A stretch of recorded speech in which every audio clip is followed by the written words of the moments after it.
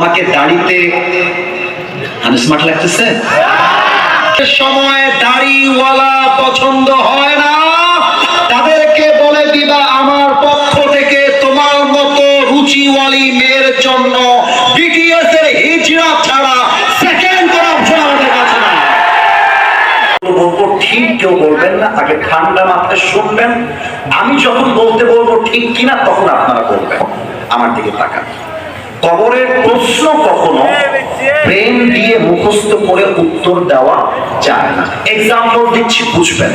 আচ্ছা, এখানে বড় একটা কাগজ আছে। I am sorry to take this paper, but আমাকে এক্সাম্পল দেওয়া লাগবে, তাই এটা হাতে নিলাম। কাগজটা দেখা যায়? আপনারা জান যুবক ভাইরা, তাই একটু বললে আমি ওয়াজটা করতে ভালো লাগবে। দেখা যায়? আচ্ছা, সিরাজগঞ্জের সবচেয়ে বড় কলেজের নাম কি গো?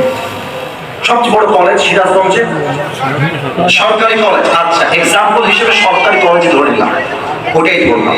মনে করেন কালকে সকালবেলা সিরাজগঞ্জের সরকারি কলেজে আপনার এক্সাম আছে, পরীক্ষা আছে। এই আমি কিন্তু বুঝাবার সাথে বলছি, খুব বুঝবেন।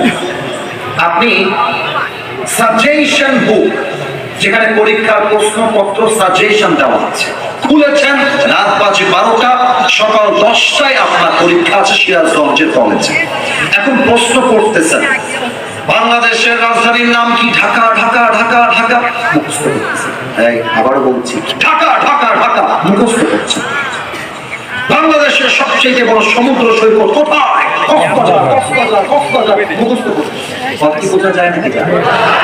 আচ্ছা, কালকে সকালে যখন গেছেন পরীক্ষা দেওয়ার জন্য, বলছে এই নাও, this is your question paper, এই নাও তোমার প্রশ্নপত্র, উত্তর দাও। যখন প্রশ্নপত্র হাতে নিয়েছেন, আপনার মুখে একটা মুচকি হাসি, হায় হায় জো मैंने पढ़ा था वही आ गया, যা পড়েছিলাম তাই চলে আসছে। এবার তুমি কি করবা? ওই যে ব্রেন দিয়ে মুখস্থ করেছিলা, বাংলাদেশের রাজধানী ঢাকা, বাংলাদেশের সবচেয়ে বড় সমুদ্র সৈকত কোথায়? কক্সবাজার।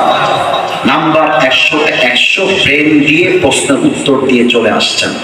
আপনি দুনিয়ার বুকে বলবেন আমি উম্মতে মুহাম্মাদি, আমি আমার নবীকে ভালোবাসি, আপনার মুখের দাড়ি আপনি ক্লিন শেভ করে ফেলবেন, আর কবরে গিয়ে বলবেন আমার নবী মুহাম্মদ। এটা কোশ্চেন কালে সম্ভব হতে পারে না।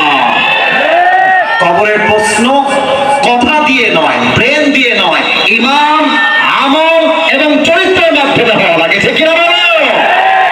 এবার বলেন, আমি যে আমার দাড়িটা দেখিয়েছিলাম, আমি তো যুবক মানুষ, চাইলে ক্লিন শেভ করতে পারি মেয়েদের কাছে পছন্দনীয় হওয়ার জন্য। মাইন্ডে নেবেন না।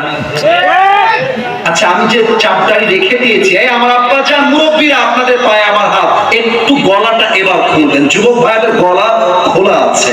আমাকে দাড়িতে স্মার্ট লাগতেছে? খ্যাত লাগতেছে? আর একটু জোরে অসুন্দর লাগতেছে? কিছু মেয়ে আছে দেখবা, দাড়িওয়ালা দেখলে গায়ের মধ্যে চুলকানি শুরু। স্বামী দাড়ি রেখেছে, বলছে কি গো তুমি কি বুড়া হয়ে যাবা নাকি গো? তুমি কি এই বয়সে চাচা হওয়ার শখ জেগেছে নাকি গো?